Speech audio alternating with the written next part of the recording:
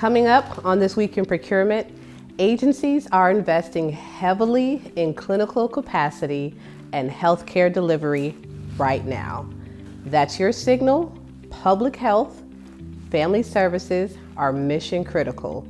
I've got 5 opportunities you can move on immediately, plus a positioning play to help you win in your lane. Welcome to This Week in Procurement, your weekly outlook on state, local, and education government contracting opportunities. I'm your host, Abby Souffrant. Let's get into the top 5 opportunities that stood out this week.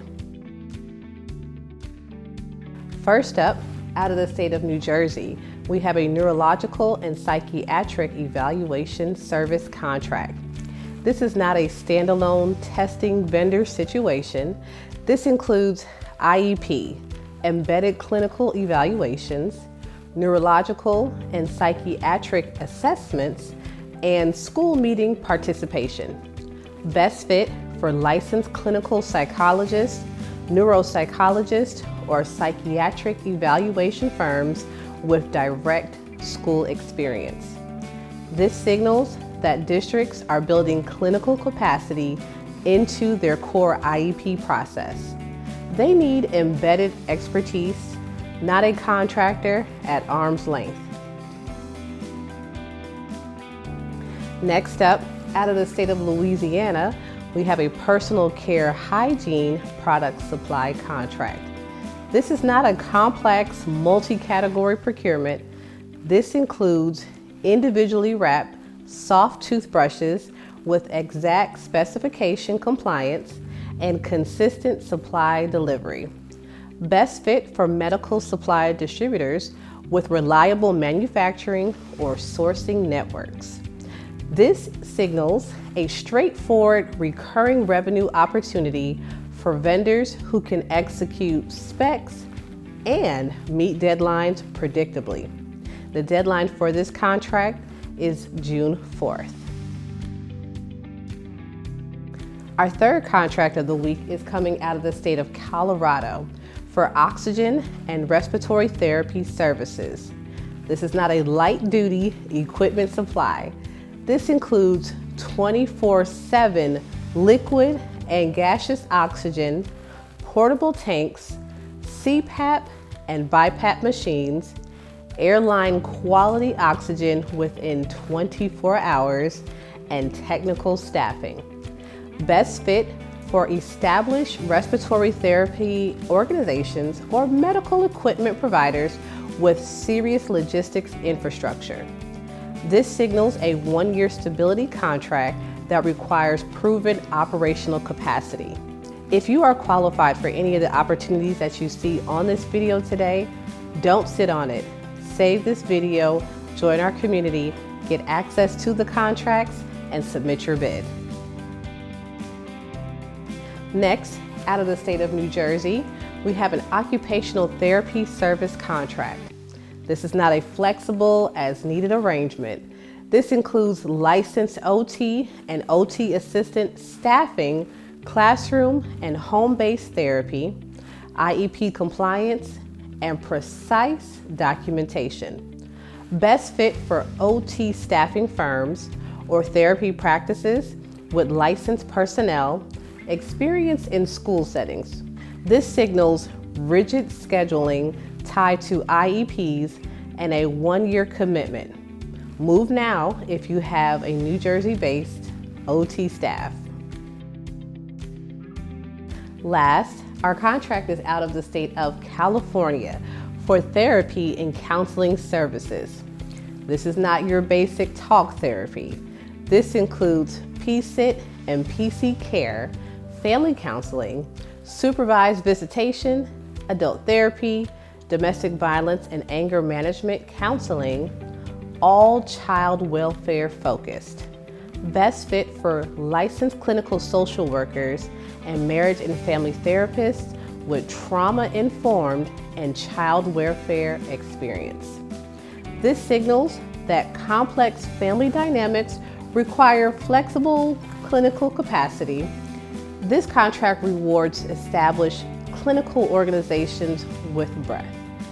Questions for this opportunity are due on May 29th and proposals are due on June 30th. If you're in the health, mental health, or therapy, you cannot sell sessions. You have to sell outcomes, proof, and reporting. Agencies are under pressure to expand behavioral health access, hit IEP and child welfare mandates, and prove that every dollar moves the needle. They are not buying activity. They're buying results they can defend. The vendors who win in this space do three things. First, they define a clear clinical lane, like school-based evaluations, trauma-informed family therapy, or crisis stabilization, and tie it to 3 to 5 measurable outcomes that matter to the buyer. So think IEP goal attainment, fewer days out of class, fewer ER visits, reduced placement disruptions. Second, they operationalize proof and reporting. That means building repeatable workflows to capture baseline data, track progress, and generate clean, audit-ready reports on caseloads, dosage, outcomes, and equity. Third, they align their story to mandates. Your proposals speak the buyer's language, IDEA, Medicaid, child welfare performance, crisis metrics, so your offer reads like a solution to their compliance requirements, not just a list of services. When you position yourself in this way, you stop being a vendor who does therapy and become a clinical outcome engine, plus documentation machine that agencies cannot live without.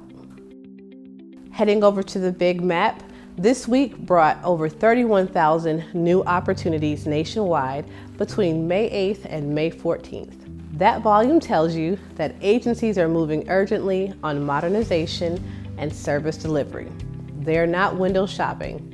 General services led with the most amount of opportunities, spanning facilities and infrastructure.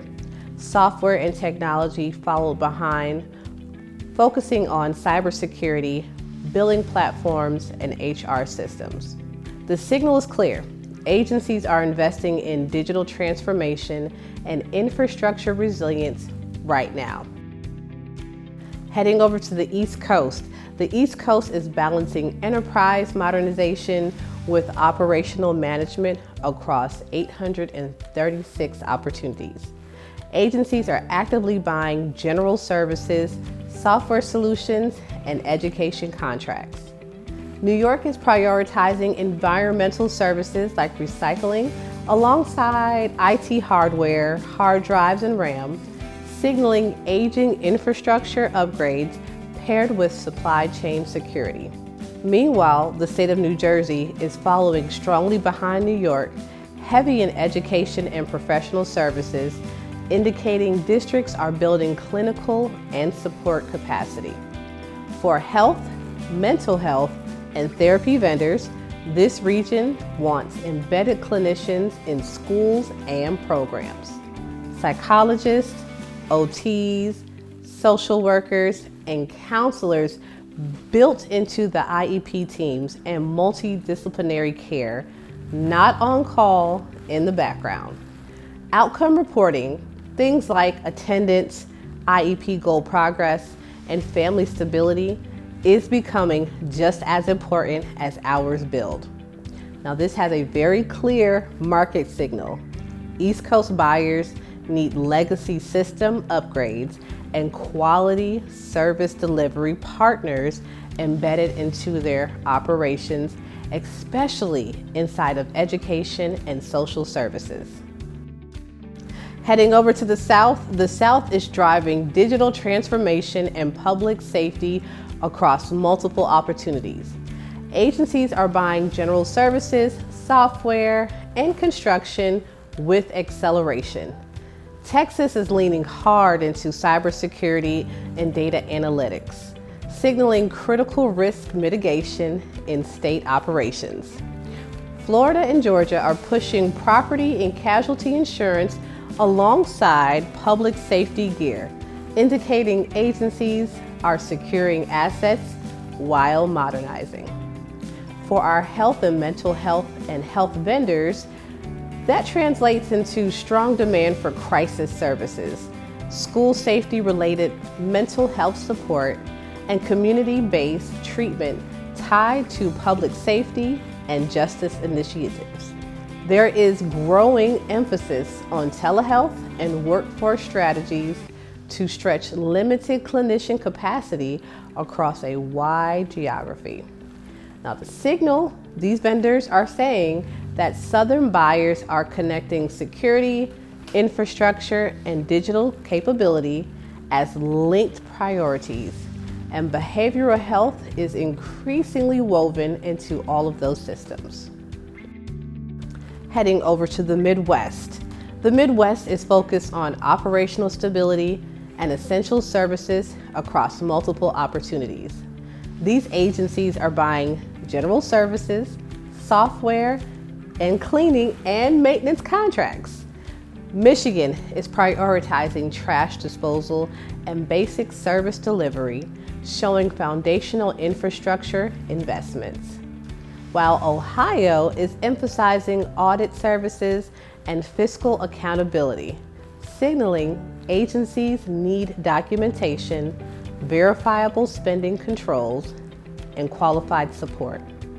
For our health and therapy organizations, that same mindset applies. Midwest buyers want reliable coverage across both urban and rural populations, backed by clean documentation and billing. Community mental health, crisis lines, and access initiatives are expected to run steadily and withstand audits. The market signal for the Midwest is that buyers are ensuring reliable systems, and they reward clinician vendors who can demonstrate reach, workforce stability, and audit-ready documentation.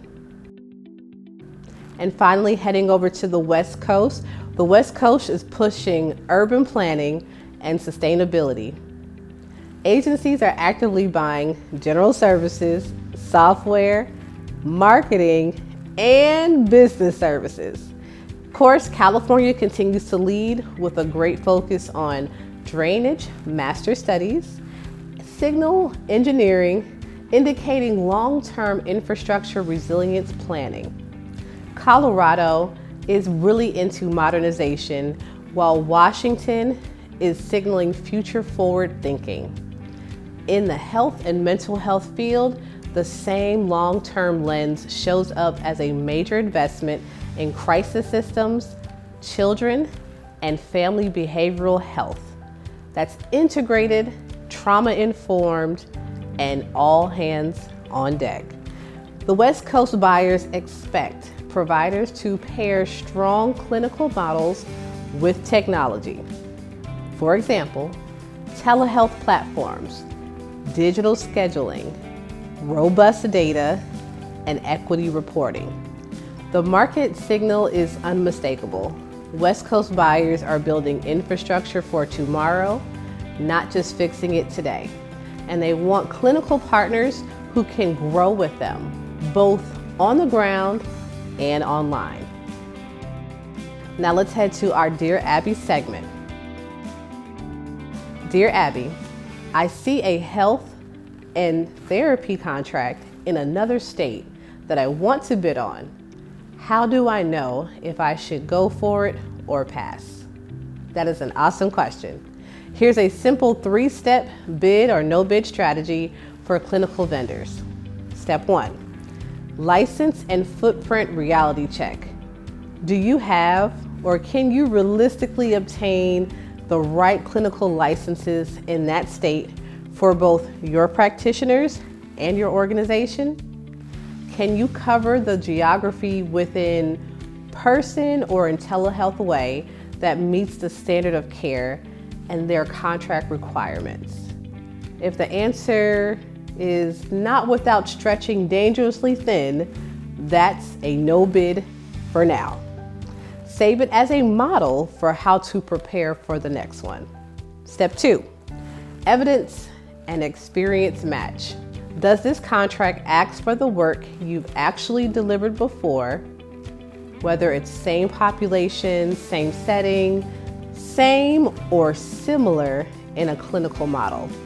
Can you point to at least 1 or 2 projects where you can show outcomes and documentation that look like what this buyer is asking for? If you don't have a close match, you can still bid, but only if you have a credible partner within a state organization that fills in those gaps. Otherwise, no bid, and use it to shape your growth roadmap. And our final step, step 3, capacity, risk, and strategic fit. If you win, which I hope you do, can you staff it with qualified clinicians without burning out your current teams or compromising quality? And does that contract actually move you into a deeper, your chosen lane or your signature health or therapy niche? Or does it pull you to the sidelines into something you really don't want to be known for? If it stretches your capacity or pulls you out of your lane, that's a no bid. Or go smaller as a subcontractor. A successful vendor doesn't chase every opportunity in the state. They bid where their license, proof, and strategic lane line up, and they walk away from the rest. That discipline is what builds reputation that buyers trust. If you want clarity on your next best step, take our government contracting readiness assessment. And if you want weekly structure, guided execution, and access to all these contracts we talked about today, join us in the Under Contract Academy. That's it for this week on This Week in Procurement. Remember, opportunities are everywhere. You just need to know how to move on them. I'm Abby Souffrant, and I'll see you next week.